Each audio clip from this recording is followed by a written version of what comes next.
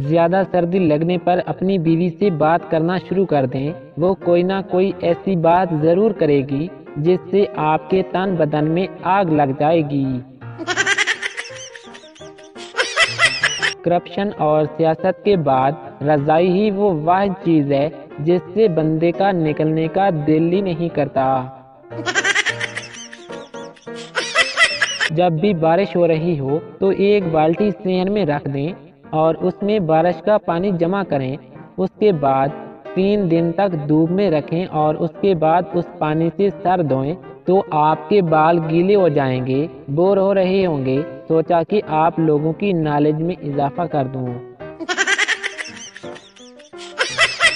شدید غصہ تب آتا ہے جب کرونا وائرس والی پوری رنگ ٹیون سننے کے بعد بھی اگلا بندہ فون نہ اٹھائے۔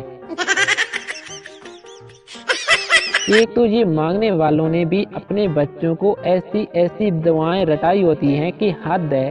آج ایک چھوٹی سی بچی آئی اور بولی کہ بھائی 10 روپے دو، اللہ تمہیں حلیمہ دے گا۔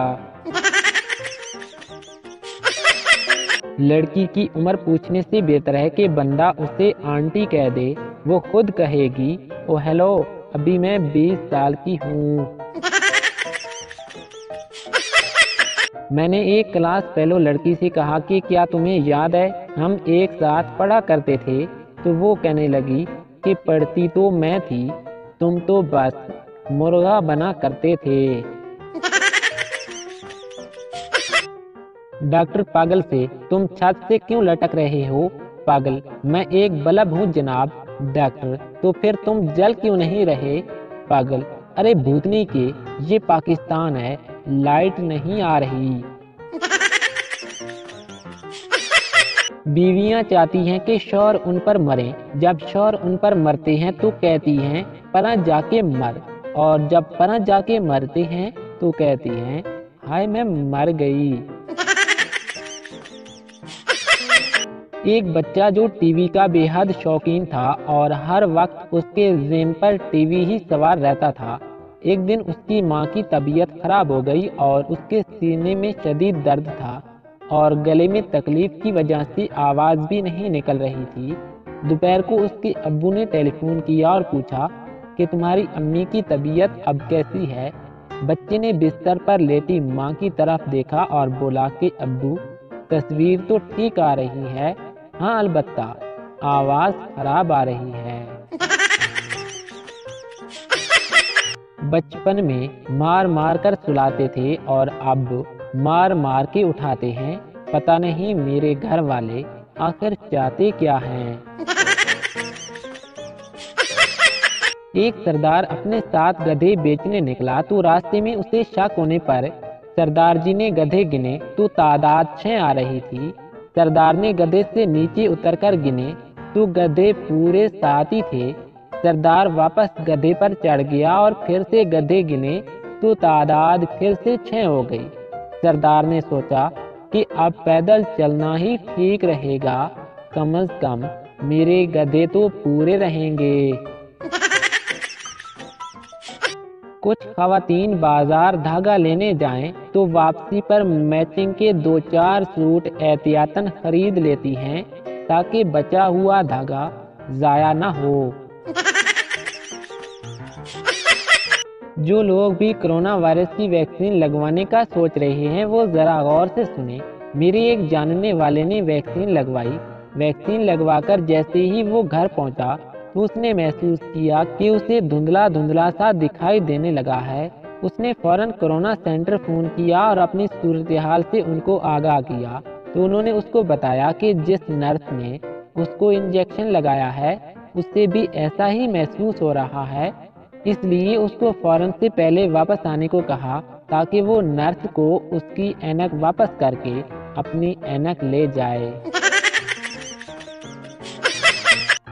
میں سیب کے پیڑ کے نیچے بیٹھا تھا کہ ایک سیب میرے سر پر آ کر گرا تو میں نے چپ چاپ اسے اٹھایا اور کھا لیا۔ نیوٹن کی طرح دنیا کو پریشان نہیں کیا۔ مولوی صاحب کی بیوی مولوی صاحب سے بولی کہ آج کوئی میٹھی سی بات میرے کان میں بولیں تو مولوی صاحب مسکرائے اور کان کے قریب اپنا منہ لے جا کر بولے کہ حلوہ۔ تاریخ گواہ ہے کہ جب بھی کسی خاتون کی لمبے اور گھنے بالوں کی تعریف کی جائے تو جواب ملتا ہے، ہائے اب تو آدھے بھی نہیں رہے، پہلے دیکھنے تھے۔ جب بھی کوئی آپ کو پھٹے منہ بولے تو اندر ہی اندر خود کو تسلی دے لیا کریں کہ شاید فٹ ہے منہ کہا ہوگا۔ آج میں نے 10 منٹ میں 7 کلومیٹر دوڑ لگائی، پتہ نہیں لوگ اپنا کتا باندھ کر کیوں نہیں رکھتے۔ پاکستان میں سفارش اتنی عام ہو چکی ہے کہ اگر 1 کلو گوشت بھی لینا ہو تو بڑا بھائی آواز دے کر کہتا ہے کہ میرا نام لینا اچھا دے گا۔ جنگ پر جانے سے پہلے بادشاہ نے اپنی خوبصورت بیوی کو کمرے میں بند کر کے تالا لگا دیا اور چابی اپنے ایک عزیز دوست کے حوالے کرتے ہوئے کہا کہ اگر میں 4 دن تک نہ لوٹا تو تالا کھول لینا اور وہ تمہاری۔ بادشاہ گھوڑے پر سوار ہو کر چل پڑا۔ قریب آدھے گھنٹے کے بعد ہی بادشاہ کو پیچھے سے گرد و غبار اور آواز سنائی دی تو بادشاہ رک گیا اور دیکھا کہ اس کا وہی دوست تیزی سے آ رہا ہے۔ تو بادشاہ نے اس سے پوچھا کہ کیا ہوا؟ تو دوست نے سانس بھرتے ہوئے کہا کہ بادشاہ سلامت، یہ چابی غلط ہے۔ لڑکیاں اتنی معصوم ہوتی ہیں کہ اتنی سی بات پر خوش ہو جاتی ہیں کہ آج چاول بنے ہیں، روٹیاں نہیں پکانی پڑیں گی۔ گرامر کی ٹیچر، تم ناچ رہے ہو، ہم ناچ رہے ہیں، وہ ناچ رہے ہیں، بتاؤ یہ کون سا زمانہ ہے؟